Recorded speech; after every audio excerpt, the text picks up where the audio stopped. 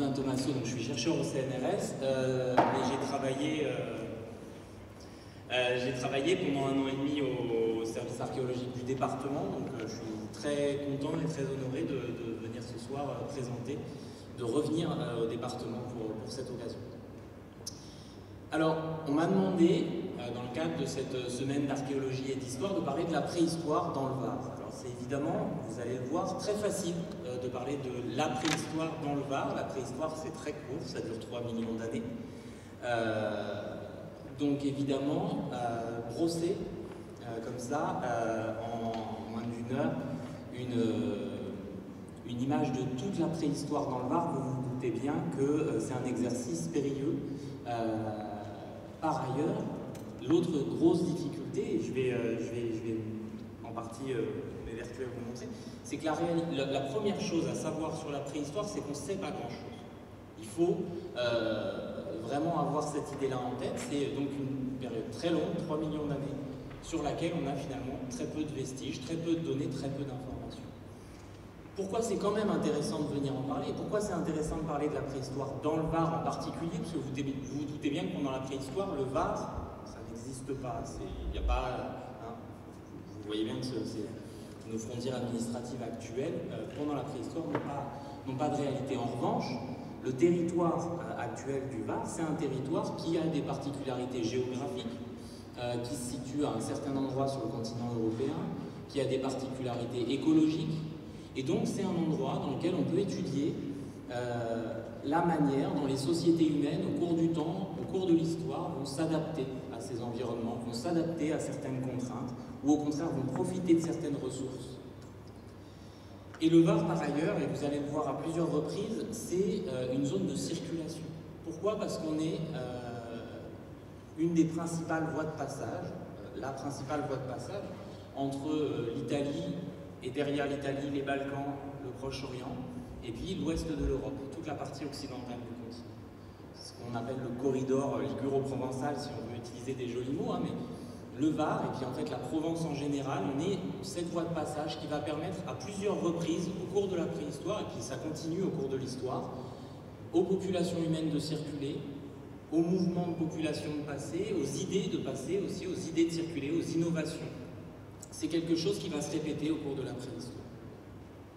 Donc, à partir de... Quand on a ça en tête, parler de la préhistoire dans le Var, ça a du sens. C'est-à-dire que c'est un terrain dans lequel on peut étudier la préhistoire d'une manière particulière. Alors, je vous ai dit, la préhistoire, on ne connaît pas grand-chose. On peut résumer les choses quand même de façon très simple pour pouvoir s'y retrouver.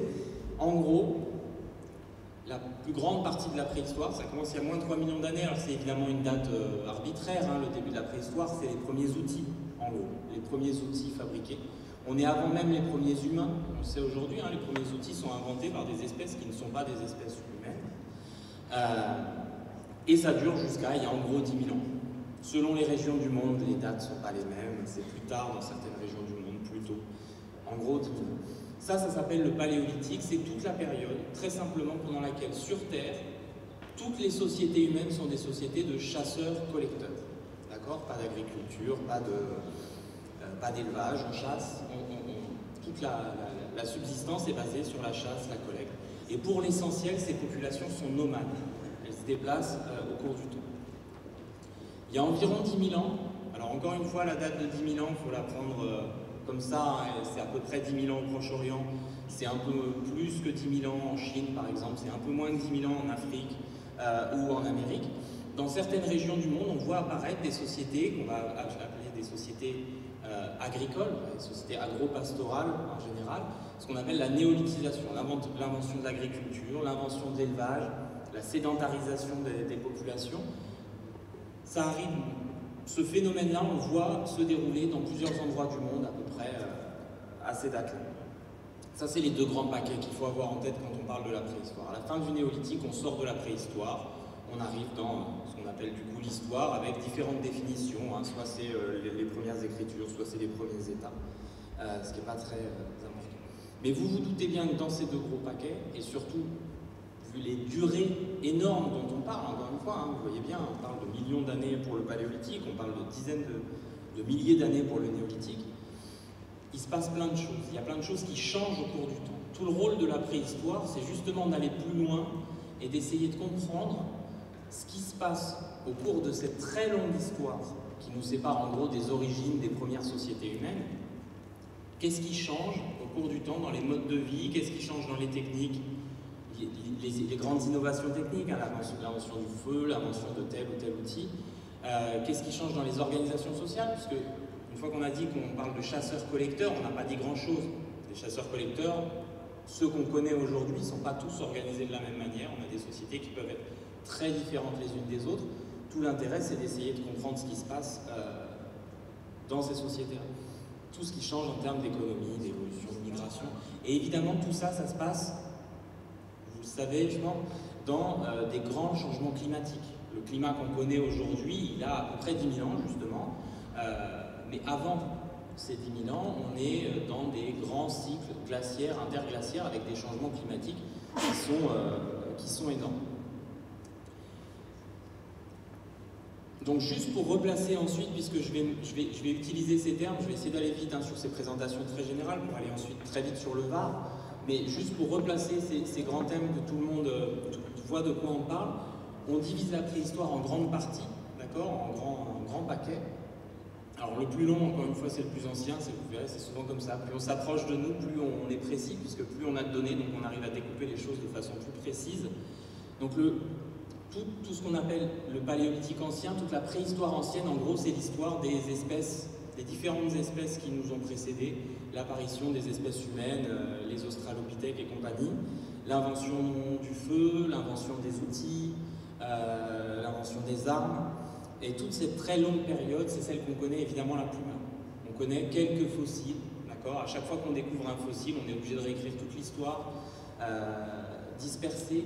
Pour ces périodes-là, c'est par exemple très difficile de parler des sociétés, parce qu'en général, on trouve un morceau de squelette, un ou deux morceaux d'un squelette, quand on a de la chance d'un squelette entier, quelques outils, d'accord? On est très très loin pour ces périodes d'avoir la moindre idée de la manière dont les sociétés sont organisées, dont les gens vivent ensemble. On arrive à peu près maintenant à retracer l'histoire biologique qui se passe pendant cette période, les grandes innovations techniques, à quel moment à peu près. Pour le feu, on ne sait pas trop, entre 1 million d'années, 400 000 ans, vous voyez, hein, on est sur ces zones de précision. Ça commence à se préciser un peu après dans ce qu'on appelle le paléolithique moyen. Le paléolithique moyen, pour se le représenter, c'est très facile. En Europe, c'est la période de l'homme de Néandertal. Donc c'est une période, vous voyez, qui dure entre moins 300 000, moins 40 000 ans. En Europe, c'est Néandertal. En Afrique, c'est déjà Homo sapiens. En Afrique, c'est déjà notre espèce, d'accord? En Asie, c'est d'autres espèces encore. Donc c'est une période un peu compliquée, on y reviendra un peu plus loin. La fin du paléolithique, c'est ce qu'on appelle le paléolithique supérieur, on y reviendra tout à l'heure, mais là c'est facile. Pour le définir, globalement, la meilleure définition du paléolithique supérieur, c'est la période à partir de laquelle il n'y a plus qu'Homo sapiens sur Terre. D'accord? Il n'y a plus qu'une seule espèce humaine sur Terre. Partout sur Terre, Homo sapiens va envahir en fait toute la planète, à partir de son berceau qui est donc l'Afrique. Le mésolithique, c'est une période un peu bizarre, on ne sait pas toujours quoi en faire, hein. Juste entre le paléolithique et le néolithique, en gros, c'est défini tout simplement pourquoi? Parce qu'à partir de 10 000 ans, le climat change, on entre dans ce qu'on appelle la période interglaciaire, la période tempérée, ce qu'on appelle l'Holocène, le climat dans lequel on vit aujourd'hui, et on sort d'une longue période glaciaire, une longue période très froide, j'y reviendrai tout à l'heure. Et donc, à ce moment-là, évidemment, on se doute qu'il y a plein de changements pour les sociétés, mais ça reste globalement des sociétés de chasseurs-collecteurs, d'accord? On est avant les premiers agriculteurs, on est avant les premières sociétés d'agriculteurs, et donc c'est une période qu'on isole un peu, mais on ne sait pas très bien comment la définir. Le néolithique, donc ça je l'ai dit tout à l'heure, hein, l'invention de l'agriculture, l'invention de l'élevage et compagnie. Et puis après, tout ce que je vous ai représenté, c'est à l'échelle en termes de durée. Hein. Voilà, tout le reste, toute l'histoire, c'est là, c'est après. Okay, ça donne une idée quand même hein, des échelles de temps dont on parle. Alors, si on commence à parler du Var, je vais essayer de présenter les choses, je vais présenter les choses de façon à peu près chronologique, d'accord? Parce que vous verrez qu'en fonction des périodes, les questions qu'on se pose ne sont pas les mêmes. Évidemment, je ne souhaitais pas vous faire ce soir un catalogue des sites, vous raconter tout ce qu'on a, vous faire la liste des sites, et par ailleurs, je serais bien incapable de vous raconter exactement ce qui s'est passé dans le Var pendant tout ce temps-là. Vous avez compris à peu près cette idée qu'on ne connaît pas grand-chose. Je suis incapable de vous raconter l'histoire du Var à travers la préhistoire. Ce qu'on peut faire en revanche, et ce qui est intéressant, c'est d'essayer de vous montrer pourquoi c'est intéressant d'étudier la préhistoire, dans le Var en particulier, et qu'est-ce que ça peut nous apprendre, qu'est-ce qu'on cherche à savoir en étudiant la préhistoire dans notre territoire. Et évidemment, les questions ne sont pas les mêmes selon les périodes, parce qu'on n'a pas la même chose à se mettre sous la dent. Sur le paléolithique ancien, ça va aller très vite. On est malheureusement, pour le coup, un département pas très riche en paléolithique ancien, pour plein de raisons, notamment pour des raisons géologiques, tout simplement. Les terrains très anciens ne se sont pas conservés, et donc on a très peu de sites. En revanche, ça ne veut pas dire qu'il n'y avait pas de population humaine à cette époque. On le sait de deux manières. Alors d'abord, on le sait parce qu'on a des sites très anciens, pas très loin d'ici. Vous connaissez peut-être la grotte du Vallonnet, vous connaissez sûrement le site de Terra Amata à Nice, et vous avez probablement entendu parler de Totavel, du côté des Pyrénées. Voilà, on a la certitude, on le sait, que c'est des humains à l'époque, des populations humaines ont circulé dans ce territoire. Et on le sait aussi par quelques traces dans le Var, quelques découvertes. Alors je vous ai mis les principales, il y en a un peu d'autres à droite à gauche dans le département. Le problème, c'est qu'à chaque fois, c'est des objets isolés. On trouve, je vous ai mis le dessin là d'un biface, je suis désolé, j'ai pas trouvé une belle photo, j'avais qu'un dessin sous la main.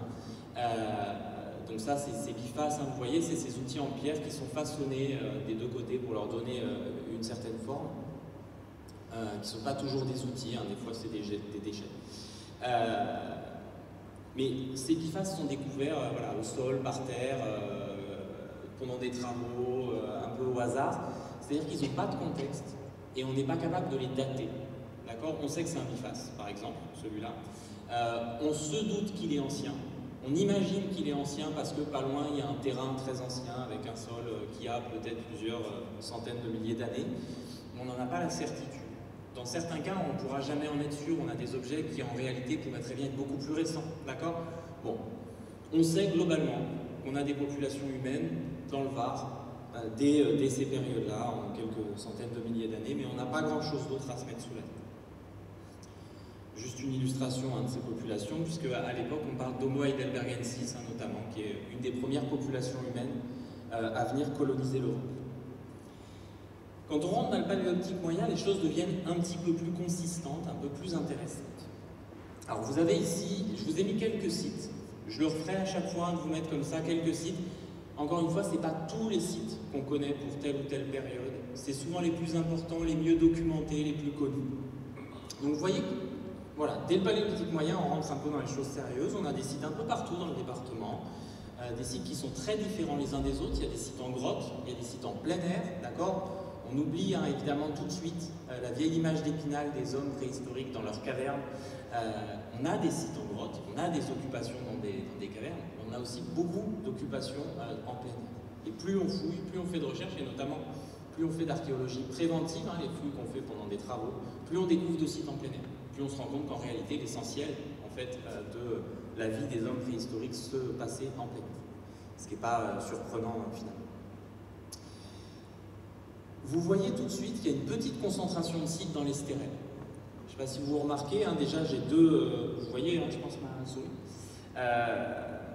On a deux petites concentrations, deux petites étoiles, et vous voyez qu'il y a une liste de sites à chaque fois, et encore, j'ai mis que les sites principaux. On a beaucoup plus de sites dans les stérelles. C'est une zone très très riche pour le paléolithique moyen, ça sera encore vrai pour le paléolithique supérieur.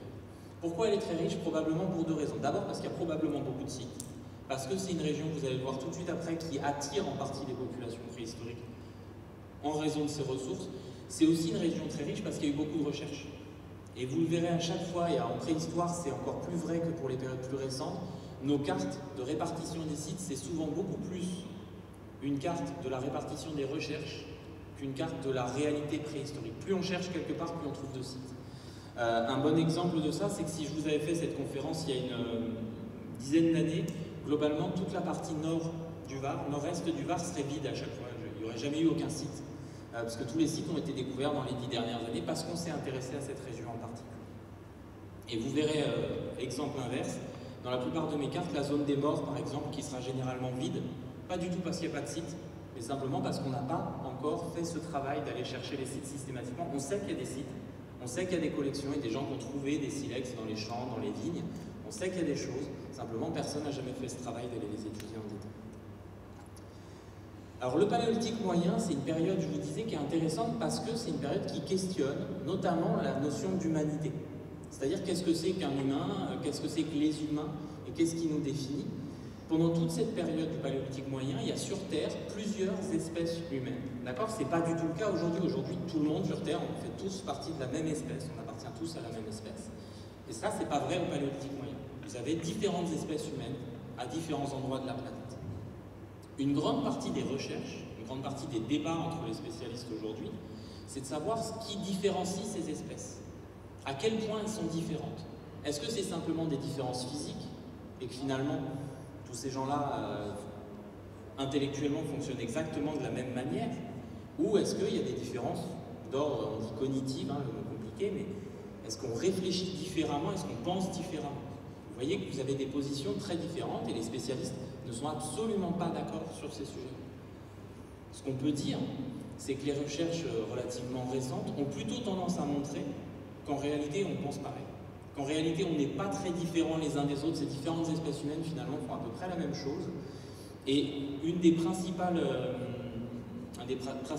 deux grands arguments pour comprendre ça, c'est d'abord que Homo sapiens est présent en Afrique depuis 300 000 ans. Ça, on le sait, c'est des découvertes relativement récentes. Avant, on pensait que c'était pas moins de 100 000 ans.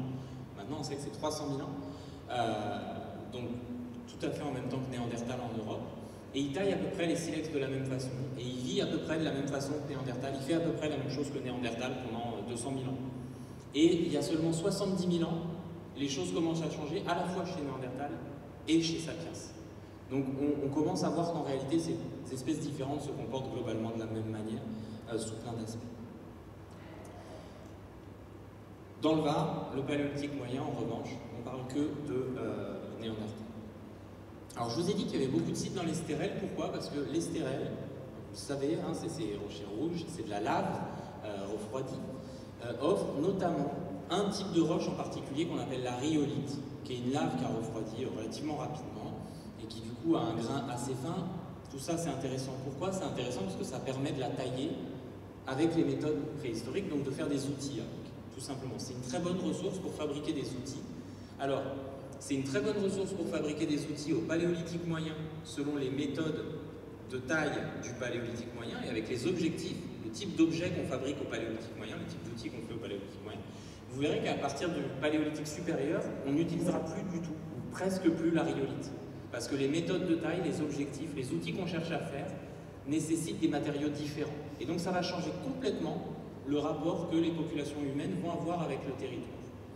Pendant le paléolithique moyen, du coup, cette zone de l'Estérel avec ses rhyolites va avoir une importance assez forte.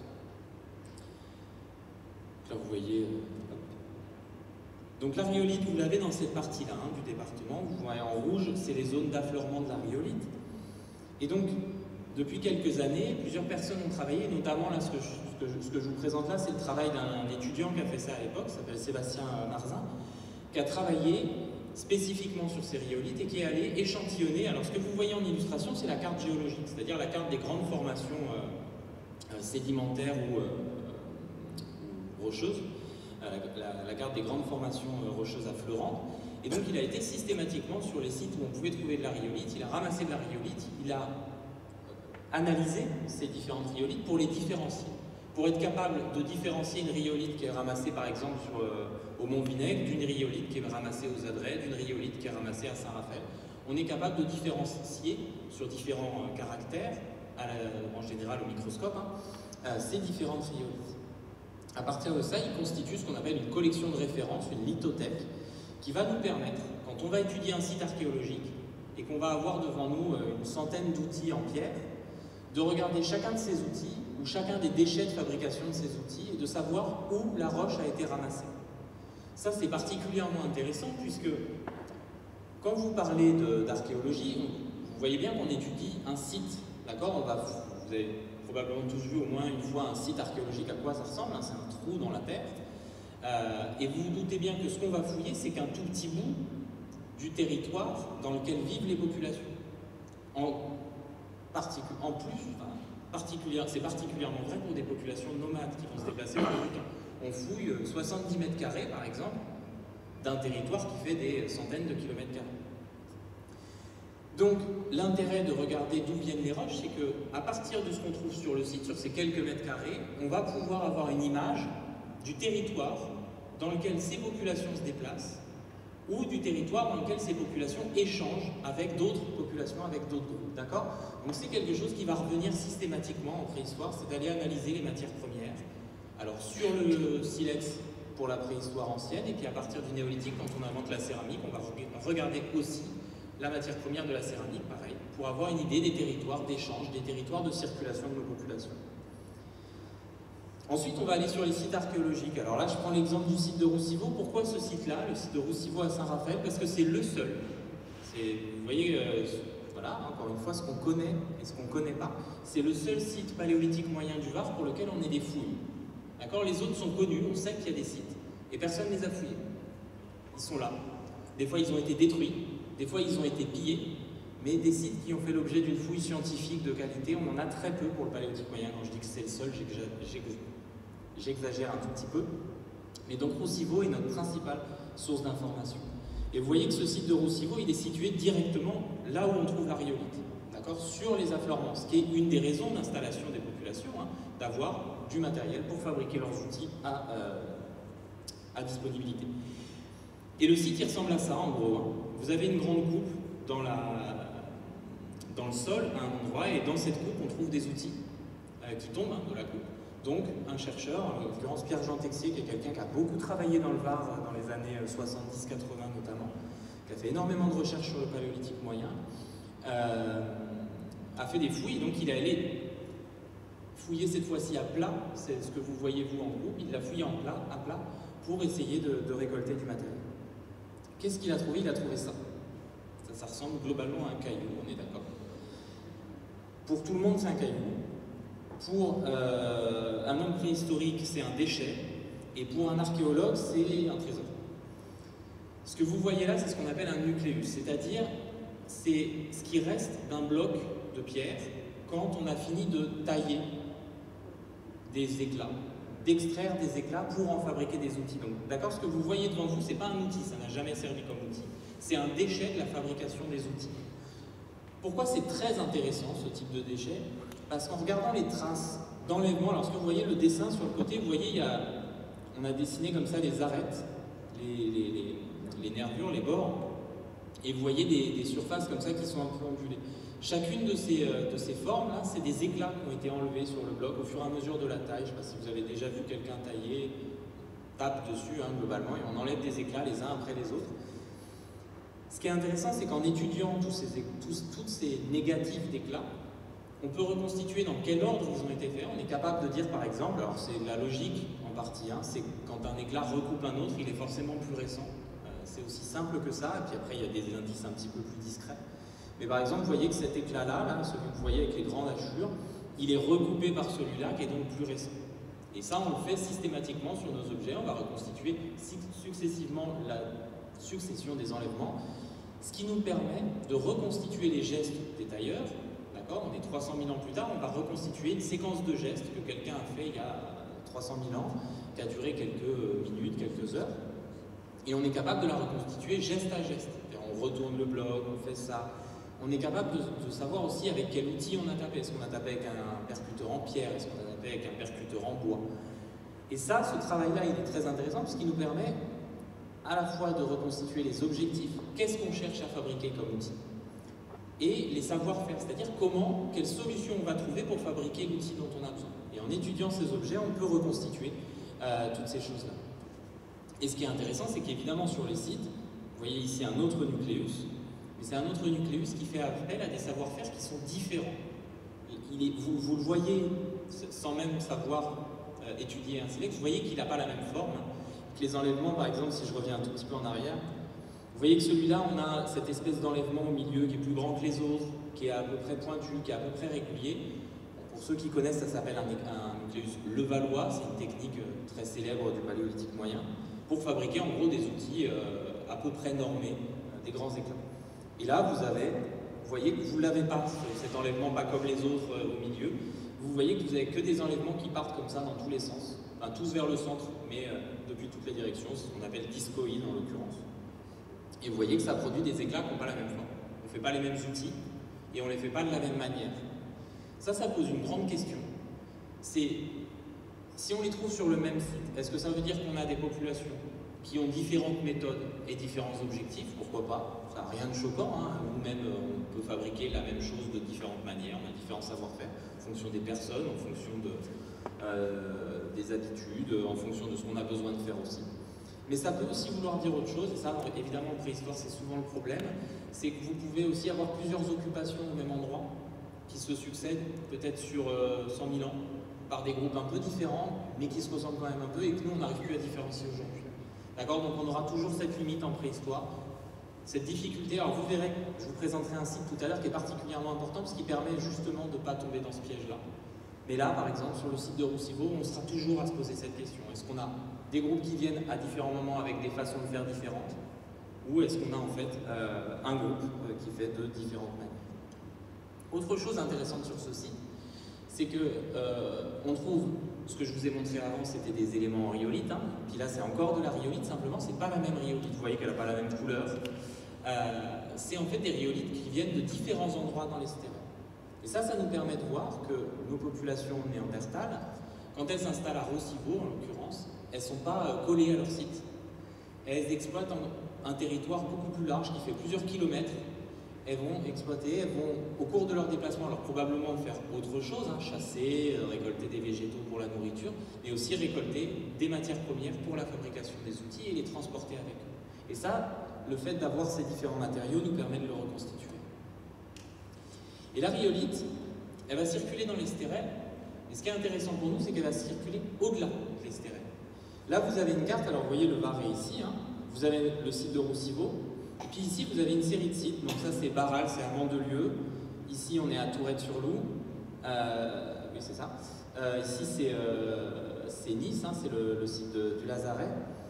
Les Balsires aussi à la frontière franco-italienne. Et ici, vous avez Santa Lucia Superior, qui est donc en Ligurie. Dans tous ces sites, qui datent tous du Paléolithique moyen, on trouve des outils ou des éclats ou des déchets en rhyolite. La rhyolite, on la trouve que dans les stérelles. Vous pouvez pas... Dans la région, hein, on en trouve en Corse aussi, mais a priori, on prend au plus proche. Et on sait que cette rhyolite vient de l'Estérel en l'occurrence. Donc là, vous avez la trace, comme ça, des déplacements de population dans un territoire qui est beaucoup plus large. Et donc, vous voyez qu'à partir de ces matériaux de l'Estérel, on peut commencer à reconstituer le territoire de nos populations néandertaliennes, la manière dont ils se déplacent, le territoire dans lequel ils se déplacent. Et ce qui est intéressant par ailleurs, c'est qu'en symétrique, on a des matériaux qui viennent d'Italie, qui viennent ici là, de Ligurie orientale, et qui viennent aussi, qui vont circuler jusque, en l'occurrence on en trouve jusque dans la vallée du Loup. Et donc vous voyez ces matériaux qui circulent comme ça de part et d'autre, ça montre que ça commence à dessiner un grand territoire. On commence à voir, quand on commence à parler de territoire, on commence à parler de société. D'accord ? On commence à voir comment les sociétés sont organisées, quel territoire elles exploitent. Et donc on commence à plus simplement parler de population humaine, on commence à parler de société et de leur organisation. Le Paléolithique moyen, il n'y en a pas que dans les stérelles. Je vous montre très rapidement un autre exemple, c'est le site de Sainte-Pétronie à Bargème, qui est intéressant parce qu'il nous montre aussi que nos populations, elles occupent aussi des espaces un peu plus montagneux, un peu plus haut en altitude, avec évidemment des ressources différentes et des contraintes qui sont différentes, par exemple dans les périodes très froides. Le site de Sainte-Pétronie, il n'a pas été fouillé. C'est un site qui a été découvert à la suite de travaux. Hein. Il y a des travaux de carrier qui ont détruit en partie le site. Et donc, c'est un ramassage dans les éboulis du site. Seulement, on a la chance, quand on fait une étude, vous voyez ici, à gauche, vous avez la photo du site, qui ne parle pas beaucoup. Hein. Puis à droite, vous avez ce qu'on appelle une coupe stratigraphique, c'est-à-dire c'est la succession des couches que vous voyez depuis le sol, qui est ici, hein, le sol, et puis quand on creuse dans le sol. Et vous avez différentes couches. Logique toute simple, encore une fois, hein, les couches, plus vous allez bas, plus vous allez profond, plus elles sont anciennes. Et on est capable, on a pu localiser la couche archéologique, le niveau dans lequel se trouve ce matériel archéologique. Donc on peut avoir globalement une idée on est justement en train d'essayer de dater ce niveau archéologique pour savoir l'âge, pour connaître l'âge exact de ce site, mais on est probablement sur un site qui a peut-être 70 000, 80 000 ans. Sur ce site, vous voyez, on va trouver encore des cailloux, hein. Enfin, vous y habituez, parce qu'en préhistoire, on parle quand même essentiellement de cailloux. Simplement, vous voyez qu'ils sont un peu différents. D'une part, ils ne sont pas en rhyolite. Là, nos populations néandertales vont exploiter d'autres ressources, en l'occurrence des silex, qui sont très largement disponibles dans le nord du Var. Et notamment, une des surprises, c'est cet outil-là. Alors, vous voyez qu'ici, c'est des outils cette fois-ci. Hein. On n'est plus sur des déchets. Vous voyez des éclats qui ont une forme particulière et qui, par ailleurs, ont été retouchés. Ici, on leur a donné une forme précise pour en faire un outil. Celui-là est fabriqué dans un silex un peu particulier dont les affleurements les plus bas se trouvent autour de 1000-1200 mètres d'altitude. Donc là, on a une trace, à partir d'un site qui n'est pas si haut en altitude, un Bargem, on doit être à 600-800 mètres d'altitude, mais on a une trace, une preuve que nos Néandertals exploitent des milieux de montagne un peu plus élevés, montent à 1000-1200 mètres d'altitude, et probablement un peu plus. On a quelques indices, notamment d'occupation du côté de Castellane, qui peuvent montrer, encore une fois, une pénétration dans les montagnes. Ça, c'était pour le paléolithique moyen. Quand on va passer dans le paléolithique supérieur, vous voyez encore quelques sites. Alors, vous retrouvez un peu les mêmes zones, hein, puisque globalement, on fait nos recherches un peu... Voilà, l'Estérel, encore une fois, avec grosse concentration de sites dans l'Estérel, et quelques sites un peu plus éloignés. Alors, le paléolithique supérieur, c'est une période qui est assez marquante dans la préhistoire, parce que c'est une période où il y a énormément de changements. D'un coup, il se met en... Et on ne sait pas encore bien expliquer, chacun a sa petite théorie, chacun a son hypothèse, on ne sait pas encore bien expliquer ce qui se passe. Pourquoi, il y a 300 000 ans, alors qu'en plus, par exemple, en Afrique, c'est la même espèce humaine, en Europe, ça serait facile de l'expliquer, hein, et c'est ce qu'on a longtemps fait, on a longtemps dit. Néandertal un peu limité, puis Homo sapiens arrive, voilà, c'est l'humanité triomphante, et puis il arrive avec toutes ces innovations. Ça marche en Europe, simplement ça ne marche pas du tout en Afrique où c'est Sapiens qui est là depuis 300 000 ans, et puis qui d'un coup se met à faire ça. Il se met à faire quoi? D'un coup, il y a à peu près 40 000 ans en Europe, il y a à peu près 70 000 ans au Proche-Orient, un tout petit peu plus en Afrique. On voit arriver toute une série de choses. Énormément de créations artistiques. Je vous ai mis quelques exemples avec cette petite figurine en stéatite qui a été découverte au Val-Sirossi. Il y en a toute une série de ces petites figurines. Donc les Val-Sirossi, vous savez, c'est un ensemble de grottes qui est pile à la frontière entre franco-italienne, pile à la limite entre Toulon et Vintimille, là où il y a le poste frontière. Le paléolithique supérieur, c'est aussi l'art pariétal. Vous avez ici l'exemple de la grotte Cosquer, qui est pas assez connue, mais qui est quand même relativement connue. Ces magnifiques sépultures, et plusieurs sépultures dans le paléolithique supérieur qui peuvent être tout à fait impressionnantes. Et là, vous avez l'exemple de celle des arènes Candides en Ligurie. Et des productions en silex qui changent totalement. Vous voyez que je vous en ai mis qu'une, mais même sans être spécialiste du silex, vous voyez qu'il est totalement différent des outils qu'on avait au paléolithique moyen. On a des méthodes de taille totalement différentes, des objets qui sont totalement différents. Voilà, toute cette série d'innovations sont liées au paléolithique supérieur. Et ce qui est assez impressionnant, c'est que toutes ces innovations, globalement, elles arrivent dès le départ du paléolithique supérieur. Il y a 70 000, 50 000 ans, d'un coup, on a tout ça. Et ça va durer jusqu'à la fin du paléolithique supérieur. D'accord? Et ça, on ne l'explique pas très bien. L'autre particularité du paléolithique supérieur, c'est le climat. C'est la dernière grande glaciation à l'échelle du globe. Alors quand on parle de grande glaciation, on parle de températures extrêmement froides et on parle de changements environnementaux et climatiques à l'échelle du globe tels qu'on n'imaginerait même pas aujourd'hui supporter. D'accord? Vous voyez les conséquences aujourd'hui d'un réchauffement de 1-2 degrés sur nos sociétés. Entre la période glaciaire et aujourd'hui, on parle de réchauffement en dizaines de degrés. Vous voyez qu'on parle aujourd'hui de le réchauffement climatique lié à l'homme, la mer peut monter d'1 mètre, 2 mètres, 3 mètres, et ça entraîne des catastrophes énormes. Entre la fin du paléolithique supérieur et le néolithique, donc entre la période glaciaire et la période actuelle, on parle d'une montée de la mer de 120 mètres. Pour se représenter ce que ça change, vous avez ici, entre l'Italie et les Balkans, cette zone verte, c'est ce qu'on appelle la plaine adriatique. Pendant tout le paléolithique supérieur, on passe à pied. On passe à pied entre les Balkans et l'Italie, c'est une zone où on peut circuler, où on peut s'installer. Même chose entre l'Angleterre et le nord de la France. D'accord? Vous avez peut-être déjà vu passer des fois des pêcheurs, notamment dans la Manche, qui remontent des défenses de mammouth, qui remontent des objets en silex. Parce qu'en fait, on est dans des zones qui sont occupées par les préhistoriques. Et tout ça, ça va changer à la fin du Paléolithique supérieur. En revanche, vous voyez que ça, c'est assez intéressant pour nous. Dans le Var, ça ne change pas beaucoup. Pourquoi? Parce que le littoral est beaucoup plus abrupt, donc en fait, la montée de la mer ne va pas beaucoup changer la zone littorale. Ce qui est un gros avantage pour nous, c'est que les sites sont encore accessibles. En revanche, pour nos collègues italiens ou nos collègues croates, c'est une grosse difficulté puisqu'une grande partie des sites sur lesquels il faudrait qu'ils puissent travailler sont sous l'eau. Ils ne peuvent plus les étudier.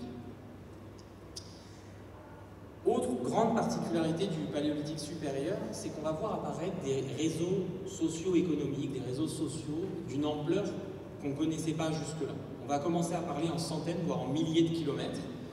Alors vous avez ici une carte qui vous présente toutes les ressources en silex qu'on connaît pour la zone, vous voyez, qui va de la vallée du Rhône ici, là on est dans le nord du Vaucluse, jusque la Ligurie orientale, l'Émilie-Romagne, là vous avez Parme qui est plus très loin par ici.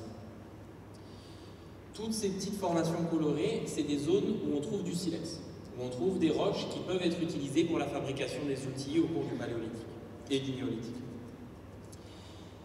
Et ce qui est intéressant, c'est que quand on étudie les sites archéologiques de la région, on trouve des silex qui viennent d'un peu partout, systématiquement, d'accord, dans le Paléolithique supérieur. Au Paléolithique moyen, ce que je vous montrais tout à l'heure, globalement, vous preniez une série dans les stérelles, c'était de la rhyolite, et puis de temps en temps, avec un peu de chance, un éclat en silex qui venait d'un peu plus loin, d'accord. Au Paléolithique supérieur, c'est plus du tout ça. Vous avez des silex qui viennent d'un peu partout, d'un très très vaste territoire. Et de façon assez systématique, vous avez des silex qui viennent ici du nord du Vaucluse, des Alpes de Haute-Provence, qui sont des très très bons silex qu'on va trouver jusqu'en Italie. Et inversement, des silex qui viennent d'Italie centrale, du côté des Marches, du côté des Abruzzes, et qui circulent sur plus de 400 km. Et on en trouve, les plus lointains qu'on ait trouvés jusqu'ici sont dans les morts, justement, des sites qui ont été prospectés. Et donc vous avez ces circulations comme ça à très très grande distance d'outils, de matières premières pour fabriquer des outils, qui montrent déjà un territoire qui là dépasse évidemment le territoire de circulation des gens. Ce n'est pas les gens qui se déplacent systématiquement sur ces très grands territoires, on est déjà sur des territoires d'échange au sens large, pas forcément des échanges, c'est pas des échanges commerciaux, mais en tout cas d'échanges entre groupes qui vont échanger des matériaux. Alors le Var là-dedans, qu'est-ce qui l'apporte? Le Var il est intéressant parce qu'il y a deux grandes circulations de matériaux qu'on va observer dans la région. On a d'abord des matériaux qui viennent d'ici. Alors ici c'est le nord-est du Var, c'est la zone Bargème, la Roque-Esclapon, Compiègne-sur-Artuby, tout ce qui est au-dessus du camp de Canjuers globalement, qui fournit des globalement bons silex. Et ces silex on va les retrouver dans le sud du Var évidemment, mais on va les retrouver jusqu'en Ligurie. Systématiquement encore une fois, dans tous les sites paléolithiques supérieurs pendant 30 000 ans, dès que vous étudiez un de ces sites, vous trouvez des matériaux, des silex qui viennent de ces zones-là. Et l'autre zone qui donne du silex, qui fournit du silex, c'est la zone d'Evnos. Cette petite paquet-là, c'est ce qu'on appelle les silex d'Evnos, qui sont globalement de bonne qualité et encore une fois qui vont circuler le long du littoral. Vous voyez que ça commence à dessiner un espèce de réseau, un espèce de groupe. Ce qui est assez intéressant, c'est que cette carte-là, cette espèce de réseau de circulation des matières premières, c'est aussi la carte de ce qu'on appelle, à plusieurs moments du Paléolithique, c'est la carte qu'on va pouvoir dessiner pour ce qu'on appelle une culture. On va voir apparaître des façons de faire différentes dans cette zone-là par rapport aux régions d'à côté. On ne va pas tailler le silex de la même manière, on ne va pas chasser les mêmes espèces animales, on ne va pas les découper de la même manière, on ne va pas faire le même art, les mêmes dessins sur les grottes par exemple. Vous allez avoir toute une série de différences culturelles qui vont s'installer dans ce territoire-là, d'accord? Donc ce qu'on voit apparaître là, grâce aux circulations de matières premières, c'est en fait un territoire d'une société, d'une culture. Alors évidemment ça bouge au cours du temps, je parle d'une période qui dure plus de 30 000 ans, vous doutez bien que ça change un peu, mais globalement ce territoire-là, il existe pendant toute cette période. Et on est au milieu, et du coup c'est intéressant. Au niveau des sites qu'on peut étudier, alors juste très rapidement, on a un premier site qui est très intéressant dans la région, qui est le site de Sainte-Anne-d'Evnos, qui appartient à une culture préhistorique qu'on appelle l'Aurignacien, qui en gros correspond à l'arrivée des Homo sapiens en Europe. D'accord? Donc on est vraiment sur les premiers Homo sapiens qui arrivent en Europe, qui s'installent. On la reconnaît grâce à leur façon de tailler le silex. Globalement, c'est toujours comme ça. Et on est sur des dates entre 40 000, 35 000 ans, plutôt 40 000, 45 000 ans. Ce site-là, malheureusement, il n'a pas fait l'objet de fouilles récentes. Il a été, vous voyez, étudié il y a assez longtemps. Vous voyez les dessins que j'ai retrouvés, c'est une publication qui date de 1966. Et au passage, donc c'est le travail d'un chercheur qui s'appelle Max Escalon-Fonton, qui est en gros le chercheur qui, dans les années 50, a relancé la préhistoire. Jusqu'aux années 50, on considérait qu'il n'y avait pas de préhistoire dans le Var. Ça n'existait pas. Globalement, le Var commençait avec les Gaulois. C'était écrit dans les manuels scolaires. Voilà. Dans les années 50, on commence à retravailler un peu sur ces questions-là. On se rend compte qu'en fait, il y a plein de choses. Et c'est pour ça que... c'est par ailleurs pour ça qu'on est un peu en retard, par exemple, en termes de connaissances par rapport à des régions comme le Sud-Ouest. Tout simplement parce que les recherches ont pris un peu plus tard. Donc le site de Sainte-Anne-des-Venaux, c'est très intéressant parce que justement, il nous donne une image de ces premières populations humaines dans la région. Un autre site important, alors c'est évidemment le plus important parce que c'est celui où je travaille. Mais c'est aussi un des plus importants. Pourquoi? Parce que c'est celui où on travaille actuellement, pas que moi, mais c'est une fouille actuelle, donc sur laquelle on travaille avec toutes les méthodologies modernes de l'archéologie et donc sur lesquelles on peut trouver un maximum d'informations. C'est le site donc des Prés de l'Or à Comps-sur-Artume. Vous voyez, le site il se trouve ici, donc dans cette vallée, c'est la vallée du Jabron pour ceux qui connaissent. Au fond de la photo, vous voyez le village de Trigance, pour ceux qui connaissent cette partie du département. Dans cette petite vallée, on a la chance, alors vous voyez ces zones de prés là, pour les archéologues c'est un peu pour les préhistoriens en tout cas, c'est un peu le Graal. C'est des zones où au cours du temps, la rivière va déposer, à chaque fois qu'il y a une inondation, hein, tout simplement, à chaque fois que la rivière inonde la plaine, elle dépose un peu de boue. Et en déposant un peu de boue, elle protège les sites archéologiques et au fur et à mesure, comme ça, les sites sont protégés, sont conservés.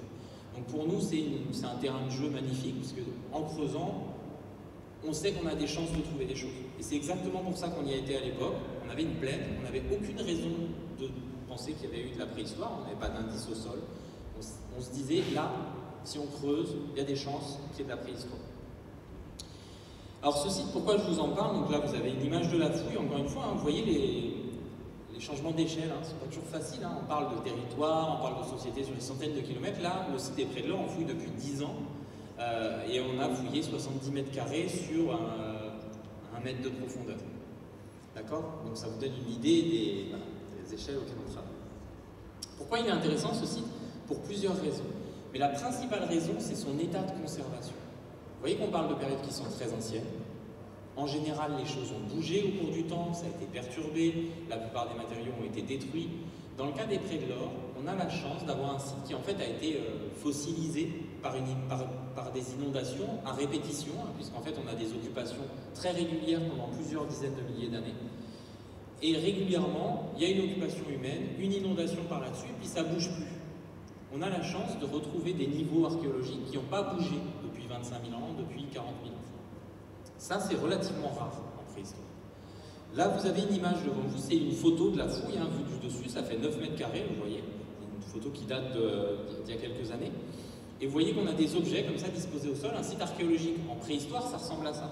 Si vous voyez une conférence dans la semaine d'un site archéologique romain ou d'un site archéologique médiéval, vous verrez, il y a des très beaux murs, il y a des sols, il y a des toits écroulés, il y a plein de choses. En préhistoire, on doit se contenter d'objets dispersés au sol. On ne travaille évidemment pas sur les mêmes sources. Ces objets au sol, alors il y en a de différentes natures.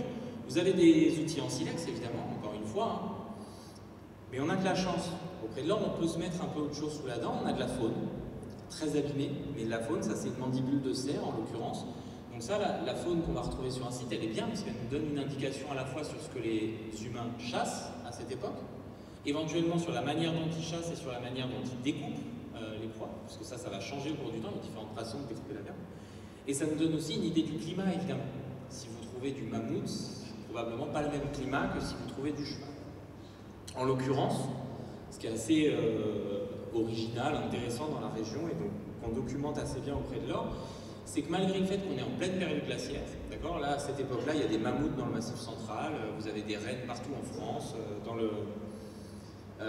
c'est à cette époque-là qu'ils peignent des pingouins sur les parois de la grotte Cosquer, donc on est en pleine période glaciaire, il fait froid. Dans le Var, il ne fait pas si froid, déjà, et globalement, la faune, c'est pas exotique, il y a des cerfs et des chevaux. Voilà. Les autres collègues qui travaillent dans d'autres régions ont la chance de trouver des squelettes de rennes, des squelettes de mammouths, des antilopes saïga, des choses comme ça. Nous, on trouve du cheval et du cerf, je suis désolé.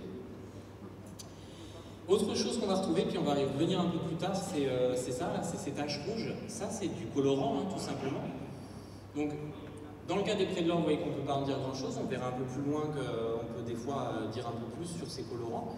Mais c'est une trace d'activité, alors soit artistique, hein, c'est une période, par exemple, la période du site des prés de l'or, c'est une période où on fait beaucoup de galets peints. On prend des galets, puis on dessine des choses sur les galets, des animaux, des formes. Donc pourquoi pas. Ou ça peut être lié tout simplement au travail des peaux, par exemple, pour tanner les peaux, pour colorer les peaux. Mais en tout cas, on a ces vestiges-là sur le site. Autre particularité, je vous ai dit que le site n'a pas bougé. Et on peut travailler à une résolution qui est particulièrement impressionnante. Vous voyez ici une image d'une zone de la fouille, et vous voyez que vous avez deux petites zones là qui ont été encadrées. Celle-ci, ça c'est la zone A, et là en dessous la zone B. Vous voyez que dans le A, tous les silex, vous voyez qu'ils ont la même couleur. En fait, ça c'est le débitage d'un bloc de silex. On a un bloc, un tailleur qui s'est installé là, qui a taillé son bloc de silex, qui a laissé les déchets sur place et qui est parti. Et nous, rien n'a bougé depuis. Donc là, on a un événement en fait, ce qu'on peut appeler un événement, qui a duré probablement un quart d'heure, 20 minutes, et qui a pu bouger depuis 25 minutes. Tout l'intérêt, c'est ça. Et juste à côté, un autre lot de silex, vous voyez qu'il n'a pas du tout la même apparence. Vous avez cette fois-ci quelques lames, des probables supports d'outils, d'accord? Ils n'ont pas été utilisés en l'occurrence, mais ça peut être des lames qui ont été mises de côté pour servir d'outils, un éclat, enfin voilà. Donc là, on a un petit lot d'outils ou de supports d'outils qui ont été posés là en réserve pour être utilisés puis qui ont été oubliés, qui ont été abandonnés. Donc vous voyez, là on peut dessiner deux petits événements. Alors évidemment, isolément comme ça, ils ne nous apprennent pas grand-chose. Simplement, vous imaginez qu'à l'échelle du site, on va reconstituer comme ça des dizaines de petits événements et leur succession. C'est-à-dire qu'on sait dire lequel arrive avant lequel en même temps que lequel. Et donc là, on reconstitue des petits instants de vie, d'accord, de la vie de ces sociétés, de leur manière de vivre, de leur manière de s'organiser, leur manière de fabriquer des outils. Par exemple, on peut montrer sur ce site et sur d'autres sites de la région et du département qu'à cette époque-là, il y a 25 000 ans, on a des populations qui, en gros, gèrent très individuellement leurs outils. C'est-à-dire qu'il faut imaginer, en gros, chacun a sa petite trousse d'outils, et puis j'ai besoin de découper de la viande, je sors le couteau que j'ai dans la poche, je découpe, ah mon couteau est cassé, je prends mon nucléus en silex, mon percuteur, je refabrique un couteau, et puis je continue de découper. D'accord? Vous avez cette gestion très individuelle des choses, et chacun fait ça. Et ça, on le voit très très bien auprès de l'or, justement, vous voyez, avec ces tout petits lots de débitage. C'est vraiment là quelqu'un qui a débité 2 éclats. Il n'a pas fabriqué 50... Et inversement, à la même période, à la même époque, dans le même climat, dans l'ouest et le nord de la France, on a des comportements qui sont totalement différents. Et on va trouver des sites, alors je ne sais pas si vous avez entendu déjà les noms de Pincevent ou d'Étiole, des sites sur lesquels on a des tailleurs qui viennent à un certain moment de l'année, qui prennent les meilleurs silex et qui vont tailler des centaines de lames en série, comme ça. Des séries de lames, des séries toutes identiques, les plus belles, les plus grosses possibles, les plus grandes, les plus longues, et puis qui vont les emmener, puis on va retrouver ces lames, on va les retrouver des fois sous forme de stock, de réserve dans des grottes par exemple. On va avoir des espèces de cages dans lesquelles on trouve, la dernière découverte du côté de Paris, c'est 300 lames en silex, toutes taillées de la même manière, comme ça, entreposées en stock. Et donc vous voyez, là tout de suite, on n'est pas sur les mêmes sociétés, on n'est pas sur les mêmes organisations, on a des gens qui ne fonctionnent pas du tout de la même manière. Là, il y a quelqu'un qui s'occupe de faire un stock de silex, et puis après tout le monde, probablement pas tout le monde, d'autres personnes ont accès à ce stock pour leurs outils au moment où on en a besoin. Vous voyez bien que les sociétés ne sont pas les mêmes. Et là, on rentre vraiment dans quelque chose d'assez intéressant, particulièrement intéressant, c'est qu'on commence à voir des différences de sociétés chez ces chasseurs-collecteurs.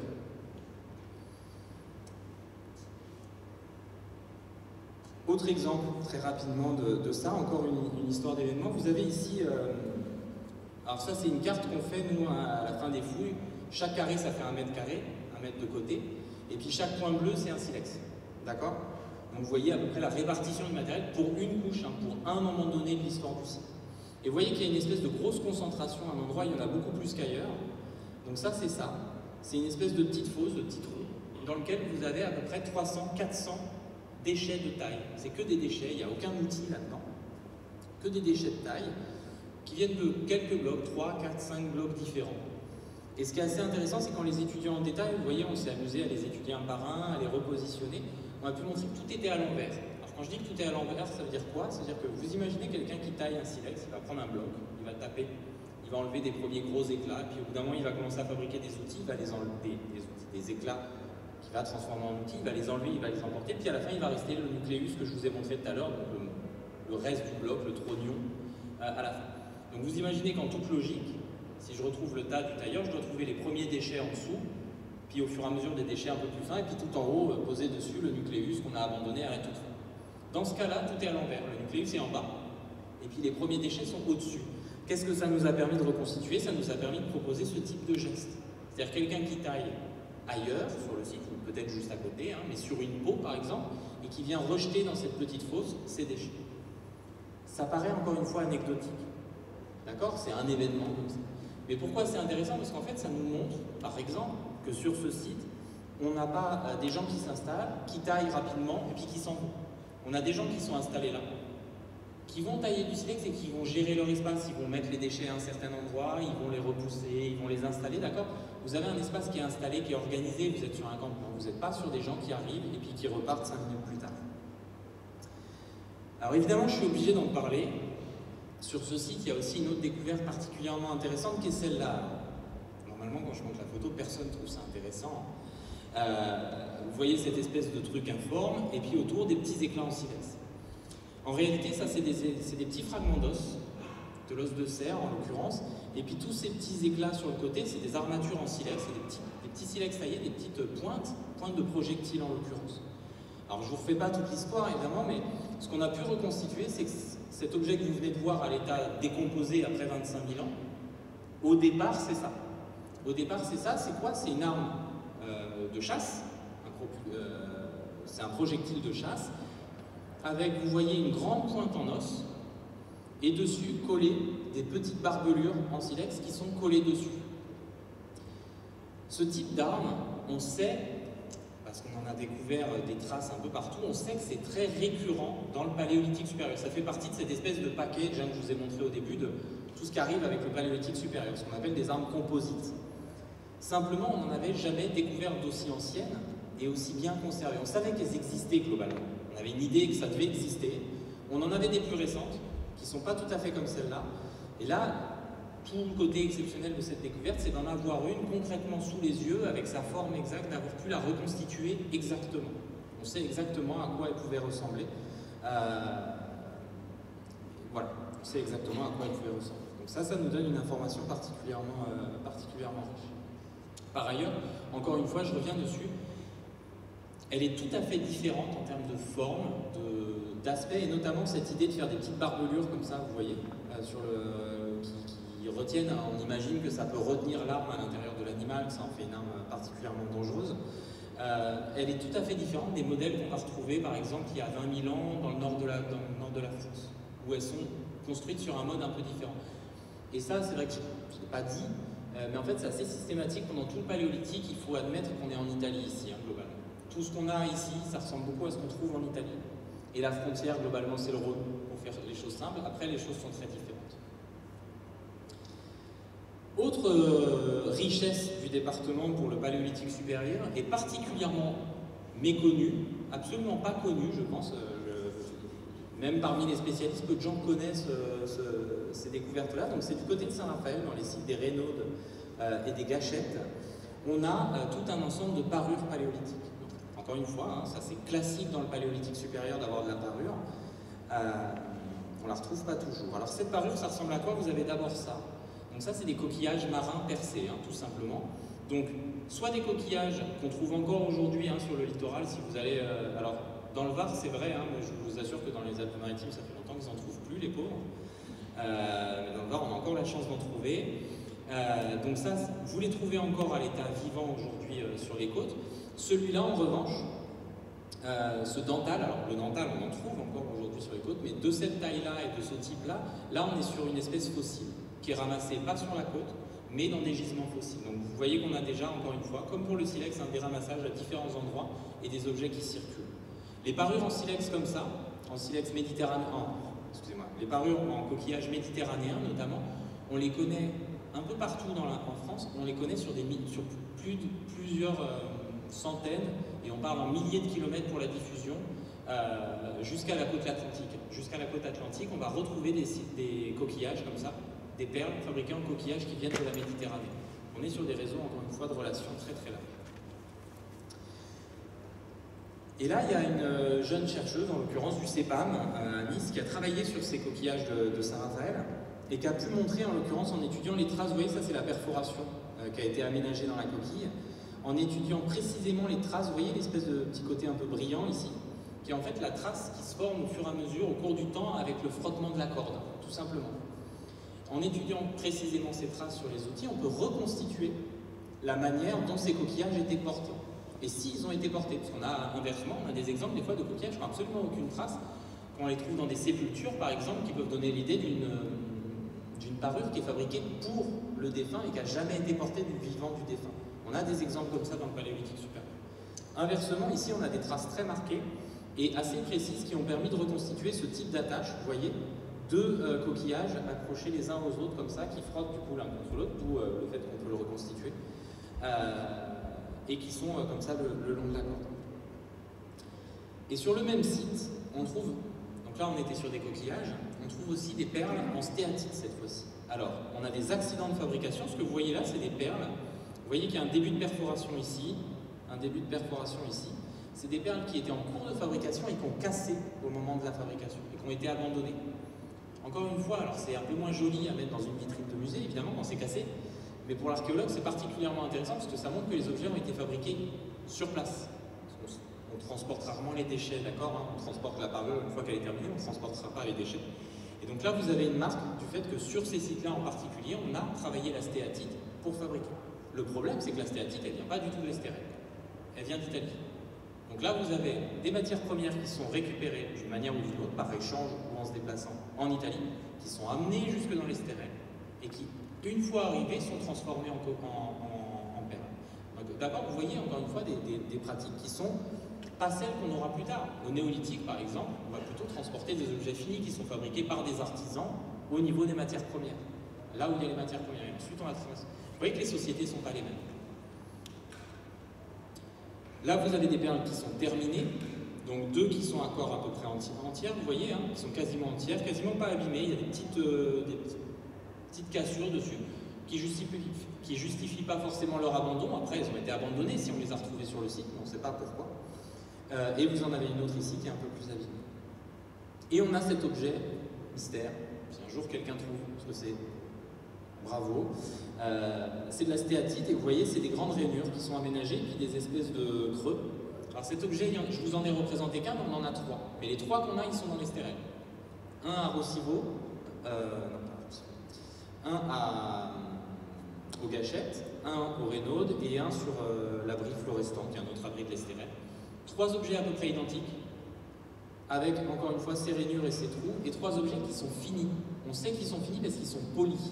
Ils ont été soigneusement polis. D'accord? Donc on n'est pas sur une ébauche ou un truc qui n'a pas été terminé. On est sur une espèce de sculpture dont on ne connaît pas vraiment le sens et qui est une espèce d'originalité de l'Estérel.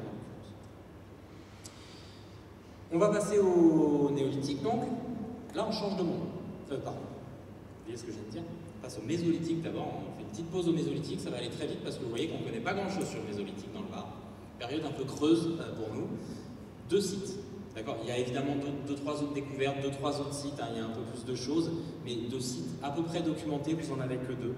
Montivert, à Comps-sur-Artuis, qui a été fouillé très récemment, et la baume Fombrégois, dont on reparlera pour le néolithique, qui est surtout importante pour le néolithique, à Salers.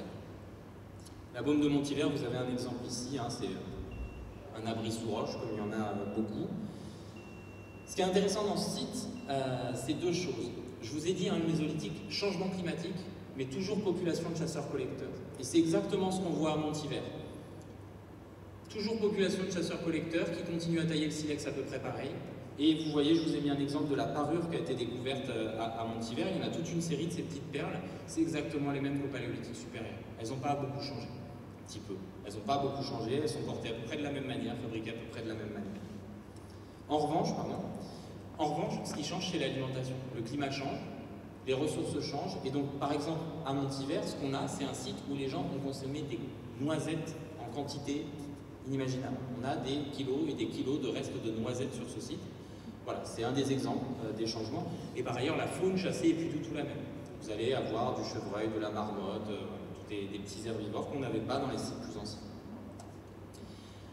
Voilà, on passe au néolithique. Alors, au néolithique, les choses changent. La société est plus du tout la même. On parle de sociétés agricoles, d'accord, qui font de l'élevage, qui font des plantations, qui ont des champs, qui sont sédentarisés. Ici, je vous montre quelques sites. Alors là, c'est pas du tout représentatif de la quantité énorme de sites qu'on a dans le Var. On a un département extrêmement riche en sites du néolithique. Donc j'ai mis les points les plus importants, et puis j'ai triché, j'ai fait des regroupements avec les dolmens, avec les agrippins, vous verrez hein, tout à l'heure ces sites. Alors, parmi les grands changements du néolithique, il y a l'artisanat. J'ai pointé ça plusieurs fois dans le paléolithique supérieur, hein, cette idée qu'on fabrique ses outils soi-même, que tout le monde fabrique. Hein. Au néolithique, ça change et on voit se développer, en tout cas, une spécialisation des producteurs. Un exemple de ça, c'est par exemple dans le Haut-Var, toujours dans le même coin, la Roque-Esclavon, toujours sur les mêmes affleurements de silex, en l'occurrence, on va trouver des ateliers de taille. Des ateliers où, vous voyez, nous, ce qu'on va trouver quand on prospecte ces sites, c'est ça. Alors, vous voyez que ça a vaguement la forme d'une flèche, hein, mais pas encore vraiment. C'est une ébauche de flèche. C'est un bloc de silex, un éclat de silex qui est en cours de façonnage, qui est en cours de transformation pour devenir une flèche et qui a été abandonné pour X raisons par le producteur. Et ce qui est intéressant, c'est que si on va sur un site du sud du département, par exemple, là j'ai pris le Cap Taillard à Matuelle, il y en a d'autres, hein, on va trouver les outils finis. Là, vous avez la pointe de flèche finie. Là, vous avez l'ébauche. C'est à l'échelle. Hein. Vous voyez le travail, là, pour passer de l'un à l'autre. Alors probablement le travail est par ailleurs des raffutages. C'est-à-dire qu'on utilise la flèche une première fois, elle est un peu abîmée, on la répare, du coup elle devient un peu plus petite, et puis progressivement elles sont de plus en plus petites. Et ça, c'est assez récurrent, on va trouver des ateliers de taille d'un côté, où on fabrique des objets, et puis après sur d'autres sites, les sites d'habitat, ou les sites de sépulture, ou les sites d'activité, on va trouver les outils, d'accord, séparés dans l'espace et séparés dans le temps. Ça veut dire aussi qu'on a une société qui s'organise pour produire ces outils d'un côté et les transporter pour les avoir à disposition là où elle en a besoin. Autre site très important du néolithique dans le Var, c'est le site de la Baume-Font-Brégois à Salerne, qui est connu pour plein de raisons. Alors il est d'abord connu parce que c'est un des premiers sites où on a montré une des originalités du néolithique régional. Il n'est pas que dans le Var, un peu plus large que le Var, mais c'est quand même à nous. C'est ce qu'on appelle les grottes bergeries. On a des populations, hein, le néolithique c'est l'agriculture, c'est l'élevage, vous avez déjà vu des images de villages néolithiques tels qu'on les reconstitue. On oublie parfois une dimension qui ici est fondamentale, c'est le pastoralisme. Quelque chose qui marque vraiment le département pour le néolithique, c'est l'introduction du pastoralisme et des moutons, hein, tout simplement. C'est l'arrivée des moutons. On a encore beaucoup de pasteurs. Et donc, on a beaucoup de ces sites-là, notamment dans le nord du département, dans des petits abris, dans des grottes, qui en fait sont des bergeries dans lesquelles on va parquer les moutons à une certaine période de l'année, on va s'installer avec les moutons, donc nous, on va retrouver à la fois les restes des moutons et puis les restes des occupations humaines. Et ça nous donne l'image comme ça de ces populations qui commencent déjà à organiser ces systèmes de transhumance, ces systèmes de pastoralisme. Et autre chose, c'est que sur les sites, en étudiant notamment les charbons de bois, d'accord, tous les petits charbons de bois qui sont liés au foyer, à chaque fois qu'on brûle le bois, on va pouvoir étudier la végétation alentour, d'accord, et donc avoir une idée du type de paysage. Ce qu'on voit avec le néolithique, c'est l'impact de l'homme sur le paysage. En fait, au néolithique, entre les déforestations pour les champs et l'impact des troupeaux de moutons notamment, c'est à ce moment-là que se mettent en place les paysages que vous connaissez aujourd'hui. Tout ce qui fait le paysage provençal, la garrigue, le maquis, tout ça, c'est pas du tout un paysage naturel de nos régions, c'est le paysage hérité de l'homme et de l'impact de l'homme sur nos territoires. C'est quelque chose de vraiment important à comprendre. Et donc on le voit très bien, par exemple, à la Baume-Font-Brégois, on voit dans les couches, au fur et à mesure du temps, hein, plus on va au profond, plus on va loin dans le temps, on voit le paysage à l'inverse qui évolue pour devenir le paysage que nous on connaît aujourd'hui. On trouve évidemment de la céramique, hein, il n'y en avait pas dans le paléolithique puisqu'elle n'avait pas été encore inventée. Au néolithique on trouve énormément de céramique. Un des intérêts de la céramique, c'est qu'il nous montre à la fois des savoir-faire, des cultures, la forme qu'on va donner à un pot, ça nous donne beaucoup d'informations. Enfin, ça va être différent selon les gens, selon les cultures, selon les régions, et donc forcément ça nous donne pas mal d'informations. Là, en l'occurrence, ce qui est intéressant, par exemple, à la Banque Fondrigois, c'est qu'on voit beaucoup d'influences italiennes, encore une fois. Pourquoi? Parce que tout simplement, ces populations, ces premiers agriculteurs, ces premiers pasteurs qui s'installent dans nos régions, ils viennent d'Italie. D'accord? C'est une colonisation progressive du continent européen. Hein. Les premiers pasteurs, les premiers agriculteurs, pour nous, en Europe, viennent du Proche-Orient et ils colonisent progressivement au cours du temps. En quelques milliers d'années, ils vont coloniser toute l'Europe et repousser les chasseurs-cueilleurs de plus en plus loin au nord jusqu'à les ostraciser totalement. Et ça, on le voit très bien, par exemple, dans notre région, effectivement, avec ces influences italiennes. On le voit aussi avec l'obsidienne, par exemple, hein, je ne l'ai pas illustré, mais on a des obsidiennes qui viennent des îles méditerranéennes, qui nous montrent comme ça ces navigations en Méditerranée. Petite particularité de Fondrigois, qui fait un peu sa célébrité internationale, c'est le cannibalisme. Donc, encore une fois, là, on n'est pas très loin dans la préhistoire, on parle de 4000, 5000 ans, et de populations qui sont des populations d'agriculteurs qui vivent à peu près comme les paysans au Moyen-Âge, hein, ça ressemble un peu en termes de mode de vie quand même. Simplement, à Fondrigois, ils sont cannibales. D'accord? On a 3 fosses, en l'occurrence, sur le site. Il y a 8 fosses dans lesquelles il y a des ossements. 5, c'est de la faune, sanglier, un tout petit peu de mouton, ils mangent surtout les produits de la chasse et ils ne mangent pas trop leurs moutons. Et 3 fosses dans lesquelles il y a des ossements humains. Et dans ces ossements humains, on a tous les âges, enfants, adultes, et des traces de découpe et de consommation de ces humains. On a de la découpe, c'est-à-dire que vous voyez par exemple ici des exemples de stries de découpe et de décharnage sur des ossements humains, et par ailleurs on a des os humains qui sont brisés exactement comme le sont les ossements animaux pour récupérer la moelle, hein, qui est une nourriture. En revanche, ce qu'on est incapable de dire, donc ça on est certain que c'est du cannibalisme, on est certain qu'il y a consommation, et par ailleurs que globalement ils sont traités comme les animaux. D'accord? En termes de la manière de découper, c'est exactement la même. La différence c'est qu'ils ne sont pas mélangés, ils sont dans des fosses à part. En revanche, on est totalement incapable de dire si ça c'est un cannibalisme alimentaire, au sens où on n'a pas assez à manger, donc on mange des humains, voilà, ou si c'est un cannibalisme rituel, qui peut être soit envers les ennemis, ce qu'on connaît hein, dans des populations de chasseurs-collecteurs ou dans différentes populations sur Terre, quelques exemples, soit pour détruire les ennemis définitivement, soit au contraire c'est une marque de respect pour les ancêtres, pour la famille, on peut consommer les proches, on peut consommer les ennemis. Donc voilà, en tout cas on a ce cannibalisme sur le site. Là vous avez une jolie carte des dolmens du Var. Vous voyez qu'on en a beaucoup.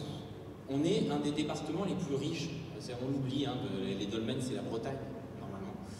Le Var c'est un des départements les plus riches en dolmens et c'est en tout cas le plus riche pour le sud-est de la France, avec cette grande concentration. Et par ailleurs cette carte elle est sûrement pas complète, il y a probablement des dolmens qu'on ne connaît pas. Et ici vous avez un très bon exemple de ça, les 2 petites étoiles ici, ils ont été découverts l'année dernière par le service départemental du Var, ces deux dolmens là. Vous voyez que la carte elle peut encore se compléter, se remplir. Ce qui est très intéressant avec les dolmens, évidemment, c'est qu'ils sont... Alors, vous aurez autant d'hypothèses que de chercheurs sur pourquoi sont fabriqués les dolmens, ce que ça représente dans la société. On ne les connaît pas aussi bien qu'on voudrait le faire croire, parce que la plupart ont été très mal fouillés. C'est-à-dire que généralement, les dolmens, on s'est contenté, à l'époque, dans les années 70-80, on s'est contenté d'y aller, de fouiller la chambre funéraire, de récupérer les ossements humains, les parures, les jolis objets, et puis on est parti. Et en fait, on n'a pas étudié le monument. Donc dans la plupart des cas, on ne sait pas comment le monument a été construit, s'il a eu une histoire longue, s'il a été ouvert plusieurs fois, s'il a été modifié au cours du temps. Et tant qu'on n'a pas fait ce travail-là, on ne les comprend pas si bien qu'on le voudrait. En revanche, ce qu'on voit bien, c'est que les dolmens, ils marquent un changement dans les pratiques funéraires des populations, et ils marquent un rapport à la mort qui est totalement différent. Et probablement, là vous avez quelques illustrations, probablement ils marquent aussi l'apparence de certaines formes de hiérarchie, de certaines inégalités. Parmi les modèles qu'on peut avoir, on a des populations qui font comme ça du mégalithisme, où en fait c'est une manière de montrer sa richesse. C'est-à-dire que quelqu'un, en général un homme, hein, désolé pour ces populations-là, c'est comme ça, qui a amassé suffisamment de richesse, qui est suffisamment puissant pour inviter 10, 20, 30, 40 personnes pendant 15 jours, un mois à ses frais, va faire élever un monument par tous ces gens-là, de manière à montrer à quel point il est riche, à quel point il a accumulé de la richesse à tout le monde autour de lui. C'est un des modèles qu'on peut imaginer pour la fabrication des dolmens. Et ce qui est intéressant dans ceux du Var, vous voyez qu'ils sont très différents hein, les uns des autres. Alors ils sont très différents d'abord parce que les roches ne sont pas les mêmes partout dans le département, on a cette richesse géologique dans le département qui fait qu'on n'a pas les mêmes cailloux, donc on ne fait pas les mêmes monuments. Mais par ailleurs, ils ne sont pas pareils non plus pour ce qu'on va trouver dedans. Là, vous avez quelques découvertes à l'intérieur des dolmens. Vous avez ce magnifique poignard en silex qui vient de l'orgue, qui est une pièce. On est au summum de la maîtrise de la taille du silex avec ce type d'objet. Il est conservé, il est visible au musée de Saint-Raphaël, il me semble, ce poignard. Vous avez de la parure dans les dolmens, vous allez avoir parfois des haches. Mais ce qui est assez intéressant dans le Var et qu'on ne comprend pas encore exactement, c'est qu'on a deux grandes catégories de dolmens. On a des dolmens où vous avez ça, des magnifiques choses, des très beaux objets, voilà. Puis on a des dolmens où globalement il y a deux cailloux, un bout de céramique. On ne sait pas encore l'interpréter ça. Mais on a probablement, voilà, encore une fois une image de choses un peu compliquées dans les sociétés. Autre petite originalité du département pour le néolithique, c'est les abris peints, qui, vous voyez, inversement, se concentrent vraiment dans l'ère toulonnaise, ici, avec toute une série, probablement, encore une fois, pas tous là, pas tous connus, pas tous découverts. Et puis on ne sait pas trop quoi en faire, on ne sait absolument pas ce que ça symbolise, ce que ça représente, hein, ces peintures, mais voilà, ça fait partie des originalités départementales. Et voilà, j'ai été peut-être un peu long. Je me rends pas compte du temps que j'ai mis, parce que j'ai pas minuté, mais juste un tout petit retour en arrière sur la carte du néolithique. Pour dire une chose que j'ai oubliée, c'est que ces dernières années, voilà, ces dernières années, avec notamment le développement de la recherche préventive, hein, le fait de faire des fouilles systématiquement avant les travaux, et vous savez probablement que c'est quelque chose qui a permis de découvrir énormément de sites partout. Partout où on fait de l'archéologie préventive, d'un coup on se met à trouver plein de sites, c'est assez simple. On a trouvé notamment pour le néolithique plusieurs sites très importants qui ont été fouillés récemment. Donc il y a le site de Sainte-Mus à Toulon, il y a Chemin de Favrol qui est en cours de fouille, qui vient d'être fini de fouiller je pense, à Olioul, qui sont des sites très importants qui documentent des parties du néolithique qu'on connaît particulièrement mal, notamment la fin du néolithique, ces sociétés de chasseurs, d'agriculteurs qui sont bien installées dans la région. Ça, c'est des fouilles assez récentes dont les résultats vont sortir. Aujourd'hui, je suis à peu près incapable de vous en faire un résumé précis. Alors, samedi, il me semble que certains de ces sites seront présentés à la journée d'archéologie départementale par les fouilleurs, en l'occurrence, par les gens qui ont fouillé ces sites. Mais là, on a des choses assez nouvelles qui vont sortir, ce qui fait que dans les mois, années qui viennent, on aura une vision un peu différente, un peu enrichie du néolithique du département. Voilà, c'était juste un petit oubli. Et voilà, du coup, ça casse un peu l'effet des animations. Je suis désolé de vous refaire défiler. Voilà, je vous remercie beaucoup et je pense qu'on a le temps pour des questions, s'il y a des questions. Vous pouvez remontrer la dernière photo des sites, s'il vous plaît. C'est le... Voilà, merci, des abris peints.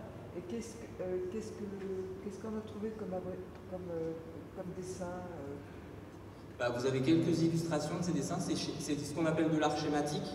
Hein. Vous avez des choses dont on arrive à peu près à imaginer ce que ça représente. Là, par exemple, deux animaux qui s'affrontent. Alors, quels animaux c'est pas grave. Vous avez pas mal de représentations anthropomorphes comme celle-là, debout, couchés, dans différentes positions. Vous allez avoir quelque chose qui est assez caractéristique de cette période, c'est des soleils, notamment à la grotte de l'église à Bodinard. C'est un magnifique soleil. Voilà. Mais on ne sait pas. On ne sait fondamentalement pas du tout ce que ça représente. Il me semble, alors c'est pas du tout ma spécialité, je pense que vous avez peut-être remarqué que je suis plutôt paléolithique plus que néolithique, je suis plus à l'aise, et alors l'art encore moins que le reste. Il me semble avoir entendu, il n'y a pas très longtemps, une chercheuse qui est doctorante à l'université de Grenoble, qui travaille avec le laboratoire Etitem à Chambéry, qui travaille sur ces représentations dans d'autres régions, qui s'intéresse à celle du sud-est aussi, qui parlait éventuellement d'une proto-écriture. Voilà. Je suis incapable de dire sur quoi elle se base, voilà, mais c'est une des hypothèses en tout cas qui circule. Après, ça peut avoir plein d'autres rôles, rôle de marqueur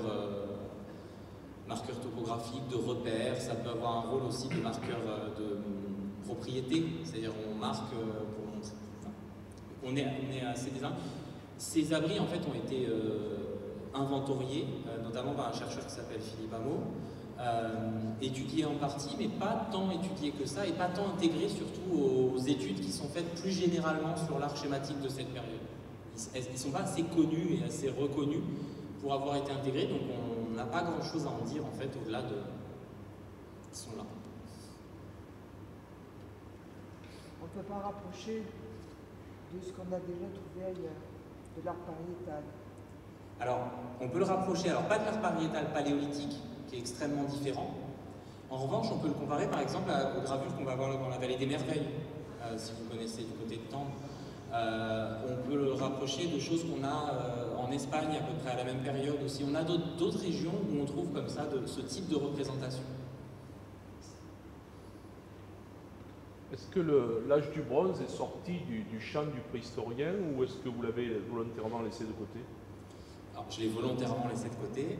Alors, la fin de la préhistoire, de toute façon, personne la met vraiment au même endroit. Pour certains chercheurs, ils n'auraient même pas mis le néolithique dans la préhistoire. Nous, on est plutôt tolérants dans la région. On accepte les néolithiques dans la préhistoire. Dans le nord de la France, on va avoir tendance à ne pas le mettre dans la préhistoire et à le mettre dans ce qu'on appelle la proto-histoire. L'âge du bronze, de façon générale, est plutôt rangé dans la proto-histoire. Parce que les sociétés... En gros, le gros changement, c'est que les hiérarchies se marquent de plus en plus. Les sociétés s'organisent de plus en plus sur des modèles de type...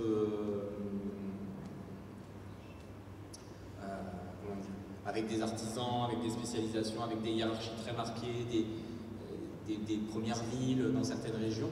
Donc on a des sociétés qui sont extrêmement différentes et des vestiges en fait qui deviennent très différents aussi, avec des vraies villes, des vrais villages. Voilà. Donc les choses deviennent tellement différentes qu'on a plutôt tendance à ranger ça ailleurs en termes de méthode d'étude. Et par ailleurs, c'est contemporain de l'Égypte antique, enfin pas encore antique, mais de l'Égypte, de la Mésopotamie. Enfin voilà, on est contemporain de ce qu'on appelle les grandes civilisations des fois.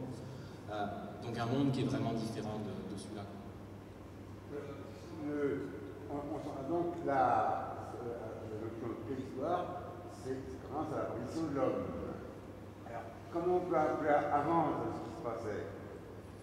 Alors, ce que j'ai dit, c'est pas ça. Ce que j'ai dit, c'est l'apparition. Alors, en fait, la préhistoire, c'est l'apparition de l'outil pour nous. Pour les préhistoriens, c'est l'apparition de l'outil qui, du coup, est un peu plus tôt que l'homme. Et ça, mais c'est récent hein, comme découverte. Les chimpanzés fabriquent un... Oui, mais les premiers outils les plus vieux, on est d'accord que de toute façon, ça sera arbitraire. Hein. Mais on définit, en gros, on parle de préhistoire à partir du moment où on a des outils à étudier. Avant, on parle de paléontologie, c'est-à-dire qu'on étudie des espèces. On étudie des individus, des espèces, leur évolution, mais on ne peut pas traiter de leur société, de leur organisation sociale, on ne peut pas traiter de leur technique. À partir du moment où on peut commencer à parler des techniques, des sociétés, on rentre dans la préhistoire. Donc c'est l'outil. Et effectivement, il y a des outils qui sont faits par des singes non humains. Est-ce qu'il y a des liaisons avec les études des comportementalistes parce que finalement, il y a des tas de choses qui se passaient avant, même parmi les animaux un peu qu'on laisse de côté, mais qui avaient des formes de société, des protos, voire certains des protocultures. Oui, complètement, et c'est encore le cas. Les singes, les autres singes ont une organisation sociale, ont des cultures, on le sait, hein, c'est démontré par les primatologues notamment. On a des populations de singes qui font des choses de façon différente selon qu'ils sont d'un côté ou de l'autre d'un fleuve, par exemple, et qui n'ont pas de contact. Donc oui, on a complètement des cultures et des oiseaux de nos espèces ont des champs différents, des formes d'accent. Complètement, mais du coup la préhistoire c'est vraiment lié. Nous on se borne en termes de méthode d'étude. Voilà. Des choses tangibles, quoi. Voilà, des techniques, des outils.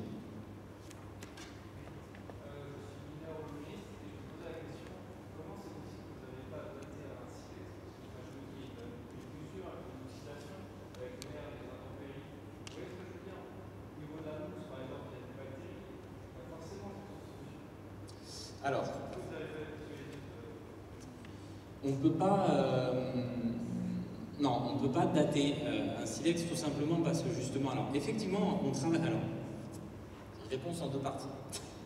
On ne peut pas dater effectivement directement un objet en silex sur ce type de critères. Ça fonctionne pas pour plein de raisons, notamment parce que c'est pas régulier dans le temps. Il n'y a pas un chronomètre qui permettrait de dire l'usure se fait à telle vitesse et donc si c'est usé à tel point, ça va avoir tel âge. Ça, c'est impossible.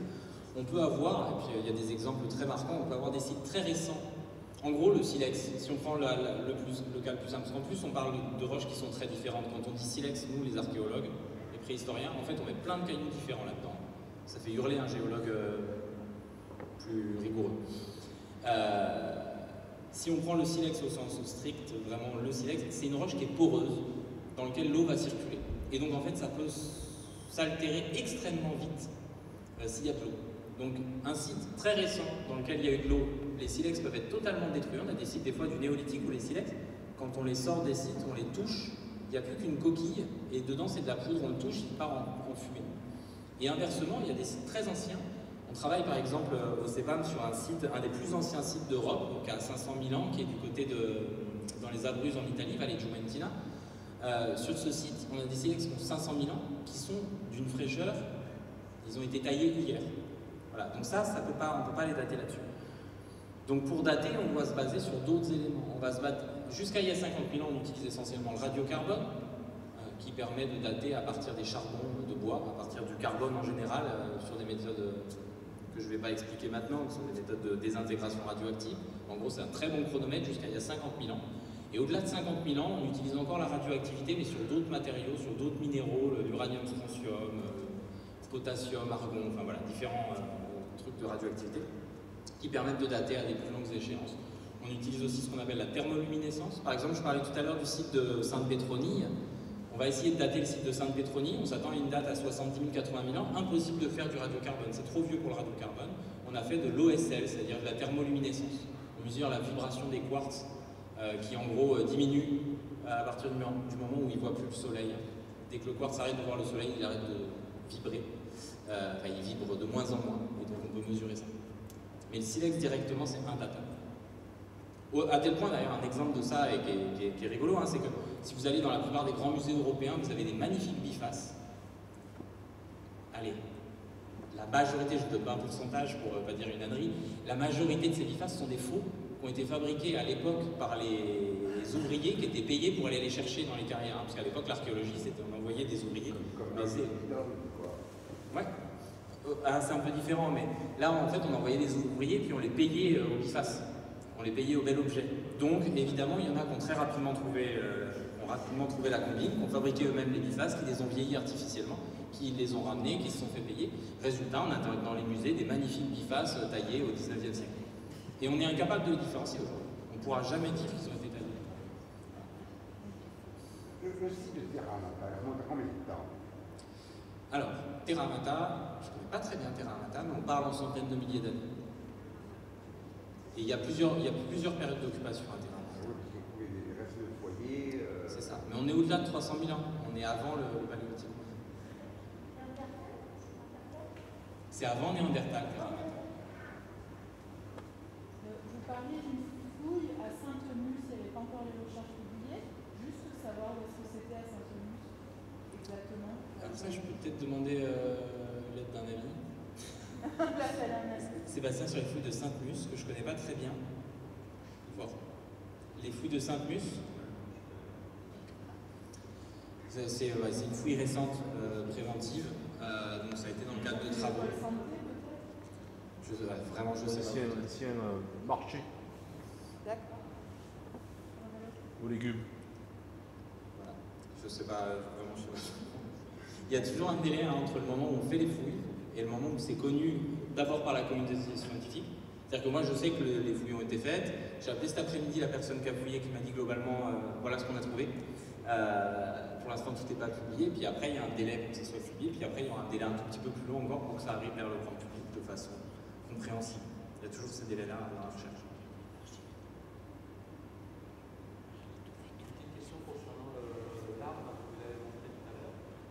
Est-ce que vous savez à peu près quelle ancienneté elle a et on comprend que c'était les plus anciennes connues? Elle a 25 000 ans, exactement en fait. Enfin on la date, je dis 25 000 ans, je prends la date la plus probable, on a deux dates, pas très loin. On n'a pas daté directement, on n'a pas réussi. On a deux dates pas très loin, une à 25 000 ans, une à 23 500 ans. Donc 25 000 ans. Et c'est la plus ancienne au monde, découverte dans cet état de conservation. C'est-à-dire où on est certain qu'elle est comme ça, que c'est cette arme et qu'elle est complète. C'est la plus ancienne complète trouvée. La la découverte date de 2015, découverte de 2015, et ça a été publié en 2018, je crois, ensuite. Parce qu'il y a tout le temps d'études.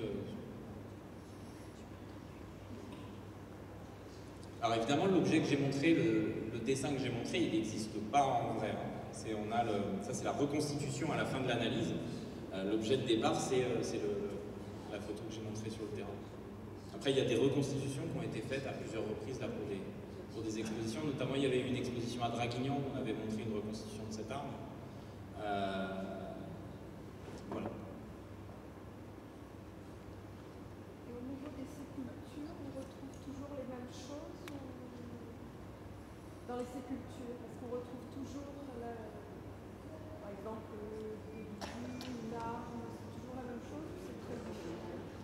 Alors les sépultures, en gros, on en a à partir de... Ça commence à 70 000 ans. Donc ça, c'est... Moi, j'ai simplifié, hein, je le fais commencer avec le paléozoïque en Europe. En fait, ça commence dès Néandertal, dès le paléolithique. Et oui, globalement, alors, ce qui est particulier avec les sépultures, il y a vraiment deux mondes. Hein. Il y a les sépultures du paléolithique supérieur, et puis après, il y a le néolithique. Au néolithique, on trouve plein de sépultures, elles sont très différentes. Il y a des sépultures individuelles, il y a les dolmens, il y a des sépultures en... Dans la région, on a une petite spécialité, c'est les sépultures en Avenne. Ils jettent les gens dans les trous.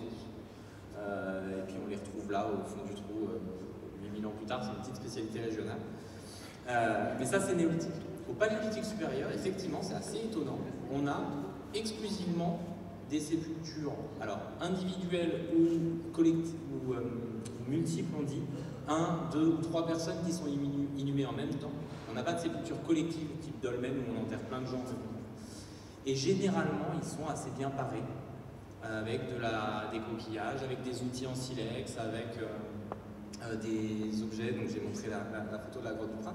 On en a plusieurs du côté des Balsir aussi, de ces sépultures. Elles sont toutes impressionnantes, avec des très beaux objets. Il y en a quelques-unes qui sont extrêmement célèbres en Europe de l'Est, comme les grottes de Sungir. Voilà. À tel point que pour certains chercheurs, avec lesquels je ne suis absolument pas d'accord en l'occurrence, mais pour certains chercheurs, ça serait la marque d'apparition de hiérarchie. Ils parlent de prince ou de princesse, je ne sais pas si vous avez vu ce documentaire, Prince et princesse de la préhistoire, qui à partir de cet indice-là pensent qu'on a affaire à des gens privilégiés, des élites, qui seraient enterrés différemment des autres. Ce qui est particulier, il y a plein de raisons pour lesquelles je ne suis pas d'accord avec cette hypothèse. Et c'est vrai que ce qui est particulier avec ces sépultures, c'est qu'il n'y en a pas beaucoup finalement. C'est quelques dizaines en Europe, il n'y a pas des centaines, et on en a beaucoup dans le coin, en concentration, il y en a beaucoup dans la région. Elles sont toujours à peu près sur ce modèle-là, avec un peu de parure, un peu de choses comme ça. Voilà. C'est assez particulier. Petite particularité, alors c'est tombé à pas loin que ça soit dans le Var, mais la plus belle découverte récente dans le monde des sépultures, c'est à Cuges-les-Pins. Voilà, quelques kilomètres près, c'était pour nous. Pendant des fouilles préventives, on a découvert en fait la seule sépulture de plein air pour le paléolithique supérieur en Europe de l'Ouest, alors que toutes les autres sépultures, notamment celles que j'ai montrées tout à l'heure, sont toujours dans des grottes. Voilà. Mais on a quelques exemples en plein air en Europe de l'Est, et là, avec celle de Cuges-les-Pins, on a eu un exemple récent d'une sépulture en plein air aussi. Mais par contre, ça a le même modèle, avec de la parure, le type de petite coquille que je vous ai montré tout à l'heure, des silex taillés, des outils. Des colorants, enfin voilà, toujours ce petit bagage d'objets. En dehors de la tombe à Toulouse de Tourtour, en avez-vous trouvé ailleurs, dans le département? Il me semble que oui.